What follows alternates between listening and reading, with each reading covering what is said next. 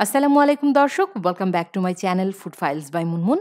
আজকে খুবই মজাদার একটা স্যান্ডউইচের রেসিপি নিয়ে আপনাদের সামনে চলে এলাম। তৈরি করে দেখাবো তন্দুরি চিকেন স্যান্ডউইচ। ভীষণ মজাদার এই স্যান্ডউইচটা কি করে খুব সহজে আপনারা ঘরে তৈরি করে নিতে পারবেন, তার খুব সহজ একটা রেসিপি আপনাদের সাথে শেয়ার করব। তন্দুরি চিকেন স্যান্ডউইচ তৈরির জন্য প্রথমে চিকেন ম্যারিনেট করে নেব। এর জন্য ১ কাপ পরিমাণ হাড় ছাড়া মুরগির বুকের মাংস নিয়েছি। আপনারা মুরগির যেকোনো অংশের মাংসই নিতে পারেন, হাড় ছাড়া নিলেই হবে। আমি এখানে মাংসের টুকরোগুলোকে ছোট, ছোট করে কেটে নিয়েছি। দিয়ে দিচ্ছি 1/2 কাপ পরিমাণ টক দই। ১ টেবিল চামচ পরিমাণ দেব টমেটো কেচাপ। দিয়ে দেব ১ চা চামচ পরিমাণ আদা বাটা এবং ১ চা চামচ পরিমাণ রসুন বাটা। কিছু গুঁড়া মসলা এড করব। গুঁড়া মসলার মধ্যে যাবে ১ চা চামচ পরিমাণ চিলি ফ্লেক্স, ১ চা চামচ পরিমাণ টালা ধনিয়ার গুঁড়া, ১ চা চামচ পরিমাণ দেব টালা জিরার গুঁড়া, ১ চামচের ৪ ভাগের ১ ভাগ লাল মরিচের গুঁড়া, ১ চামচের ৪ ভাগের ১ ভাগ হলুদের গুঁড়া এবং 1/2 চা চামচের একটু বেশি লবণ। লবণটা অবশ্যই স্বাদ বুঝে নিতে হবে। আমি 1/2 চা চামচ থেকে একটু বেশি নিয়েছি। গুঁড়া মসলাগুলো দিয়ে দিলাম। দিয়ে দেব ১ টেবিল চামচ পরিমাণ তান্দুরি মসলা। এই তান্দুরি মসলাটা আমার ঘরে তৈরি হোমমেড তান্দুরি মসলা। তবে আপনারা চাইলে দোকান থেকে যেকোনো ভালো ব্র্যান্ডের তান্দুরি মসলা ১ টেবিল চামচ পরিমাণ ব্যবহার করতে পারেন। তান্দুরি মসলার রেসিপির লিঙ্কটা আমি ডেসক্রিপশন বক্সে দিয়ে দেব। এখন দিচ্ছি ১ চা চামচ পরিমাণ লেবুর রস। সেই সাথে দেব সামান্য একটু জর্দার রং। আপনারা অরেঞ্জ ফুড কালার ব্যবহার করতে পারেন, আবার চাইলে নাও ব্যবহার করতে পারেন। এটা সম্পূর্ণ অপশনাল। সুন্দর একটা কালার আসার জন্য আমি জর্দার রংটা ব্যবহার করেছি।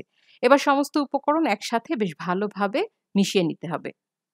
মেশানো হয়ে গেলে আমি এতে দিয়ে দেব চাকচাক করে কেটে রাখা 1/4 কাপ পরিমাণ পেঁয়াজ। আর সেই সাথে দেব 1/2 কাপ পরিমাণ ক্যাপসিকাম। ক্যাপসিকামগুলো আমি কিউব করে কেটে রেখেছি। দিয়ে এবার সমস্ত উপকরণ আরও একবার মিশিয়ে অপেক্ষা করব ১০ মিনিট। ১০ মিনিট এই চিকেনগুলোকে আমি রেস্টে রেখে দেব। ঢাকনা দিয়ে দিচ্ছি, ফিরে আসছি ১০ মিনিট পর। ১০ মিনিট পর ফিরে এলাম। ম্যারিনেট করা চিকেনগুলোকে এবার রান্না করে নেব।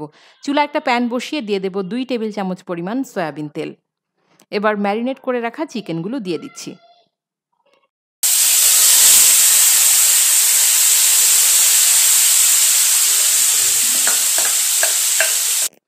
মাখিয়ে রাখা চিকেনের টুকরোগুলো চুলায় বসিয়ে দিয়েছি। চুলার জাল লো আর মিডিয়ামের মাঝামাঝি অবস্থায় আছে। আমি এখন এগুলোকে নেড়ে চেড়ে পুরোপুরি সেদ্ধ করে নেব এবং এর মধ্যে যে গ্রেভিটা আছে সেটাও শুকিয়ে নেব। চিকেনের টুকরোগুলো খুবই ছোট, ছোট করে কেটে নেওয়া হয়েছে, সেজন্য এগুলো হতে একেবারেই বেশি সময় লাগবে না। আমার ১২ থেকে ১৫ মিনিটের মতো সময় লাগবে এই চিকেনটা পুরোপুরি রান্না করে নিতে। এই চিকেনটা রান্নার জন্য আমি এক্সট্রা কোনো পানি দেইনি। এগুলো এমনিতেই খুব সুন্দরভাবে সেদ্ধ হয়ে গেছে। ১৫ মিনিট পর আপনারা দেখতে পাচ্ছেন চিকেনের যে গ্রেভিটা আছে সেটা শুকিয়ে গেছে এবং এরই মধ্যে এই চিকেনগুলো বেশ ভালোভাবে সেদ্ধ হয়ে গেছে। আপনারা এভাবে একটু হাতে নিয়ে দেখলেই বুঝতে পারবেন চিকেনটা সুন্দরভাবে সেদ্ধ হয়ে গেছে। তো আমি চুলার জালটা বন্ধ করে এগুলোকে একটা বাটিতে উঠিয়ে নিচ্ছি এবং পুরোপুরি ঠান্ডা করে আমরা স্যান্ডউইচ তৈরিতে চলে যাব। চিকেনের পুর পুরোপুরি ঠান্ডা হয়ে যাওয়ার পর আমি এবার স্যান্ডউইচ তৈরিতে চলে এলাম। আমি এখানে ৬ পিস হোয়াইট ব্রেড নিয়েছি। আপনারা চাইলে ব্রেডের যে ব্রাউন অংশটা আছে, ব্রাউন পার্টটা অর্থাৎ সাইডের পার্টটা আপনারা চাইলে কেটে নিতে পারেন। তবে আমি কাটছি না। আমি এভাবেই স্যান্ডউইচ তৈরি করে নেব। প্রথমে আমি ২ পিস হোয়াইট ব্রেড নিয়ে নিলাম। হোয়াইট ব্রেডের উপর প্রথমেই লাগিয়ে নেব মেয়োনেজ। এখানে কোনো পরিমাপ নেই। আপনারা বেশি খেতে চাইলে বেশি লাগিয়ে নেবেন, কম খেতে চাইলে কম লাগিয়ে নেবেন। এই মেয়োনেজটা আমি ঘরে তৈরি করেছি। এটা আমার হোমমেড মেয়োনেজ। আপনারা চাইলে দোকান থেকে মেয়োনেজ কিনে সেটাও ব্যবহার করতে পারেন। তবে মেয়োনেজের লিঙ্কটা আমি ডেসক্রিপশন বক্সে দিয়ে দেব। আপনারা চাইলে দেখে নিতে পারেন। আমি ২ টা ব্রেডের মধ্যেই মেয়োনেজ লাগিয়ে নিয়েছি। এরপরে যেই চিকেনের পুরটা তৈরি করে নিয়েছিলাম, তান্দুরি চিকেনের পুর, সেটা আমি একটা ব্রেডের উপরে এভাবে ছড়িয়ে দিচ্ছি। একটু বেশি করেই দিচ্ছি। ঘরে তৈরি করলে একটু বেশি করে দিলে খেতে ভালো লাগে। এরপর আমি এর উপরে দিয়ে দেব গ্রেট করে নেওয়া মোজারেলা চিজ। চিজটাও আপনারা চাইলে কম বেশি দিতে পারেন। এটা সম্পূর্ণ আপনাদের ইচ্ছা। আমি পরিমাপ বলছি না।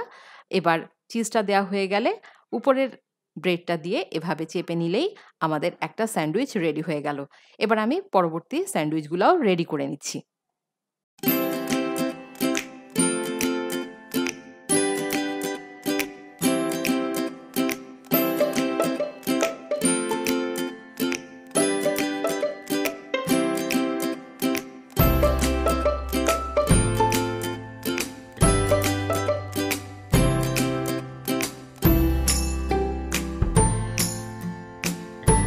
3টা স্যান্ডউইচই আমি রেডি করে নিয়েছি। এবার চুলায় চলে যাচ্ছি। চুলায় একটা প্যান বসিয়ে দিয়েছি। দিয়ে দেব ১ চা চামচ পরিমাণ বাটার। বাটারটা গলে যাওয়া পর্যন্ত অপেক্ষা করছি। চুলার জাল লোতে আছে। বাটারটা যখন গলে যাবে এর উপরে আমি স্যান্ডউইচটা দিয়ে দিলাম। চুলার জাল লোতে রেখে ১ মিনিট অপেক্ষা করব। ১ মিনিট অপেক্ষা করার পরে আমি এই ব্রেডটাকে উল্টে দেব। একইভাবে অপর পিঠটাকেও একটু টোস্ট করে নেব। এভাবে যদি বাটারে আপনারা একটু স্যান্ডউইচটাকে টোস্ট করে নেন, খেতে খুবই ভালো লাগবে। স্যান্ডউইচের টেস্ট কিন্তু বেড়ে যাবে বহুগুণে। তো এভাবে আমি ৩টা স্যান্ডউইচকেই রেডি করে নিচ্ছি। এই স্যান্ডউইচটা হয়ে যাওয়ার পর আমি একটু আপনাদের দেখিয়ে দিচ্ছি অপর পিঠটা কেমন হলো। উল্টে নিচ্ছি। দেখুন ২ পাশেই সুন্দর একটা কালার চলে এসেছে। এবার আমি এটাকে উঠিয়ে একটা প্লেটে নিয়ে নিচ্ছি এবং আরেকটা স্যান্ডউইচ এভাবে আমি একটু টোস্ট করে নিচ্ছি। আরেকটা স্যান্ডউইচ দেওয়ার আগে আরও ১ চা চামচ পরিমাণ বাটার দিয়ে দিলাম। বাটারটা গলে যাওয়ার পরে আমি আরেকটা স্যান্ডউইচ এভাবে বসিয়ে দিলাম। এটাকেও ১ মিনিটের জন্য একটু টোস্ট করে নেব। চুলার জালটা একদম লোতে আছে। ১ মিনিট পর এভাবে উল্টে এটাকে সার্ভিং ডিশে নিয়ে নেব। প্রিয় দর্শক, তৈরি হয়ে গেল ভীষণ মজাদার তান্দুরি চিকেন স্যান্ডউইচ। অবশ্যই বাড়িতে একবার ট্রাই করবেন এবং কেমন হয়েছে আমাকে কমেন্টস বক্সে কমেন্টস করে জানাবেন। এগুলোকে আমি স্যান্ডউইচের মতো করে কেটে নিচ্ছি। প্রিয় দর্শক, আশা করছি আমার আজকের রেসিপি আপনাদের ভালো লেগেছে, সহজ লেগেছে।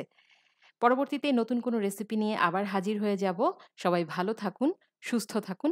আল্লাহ হাফেজ।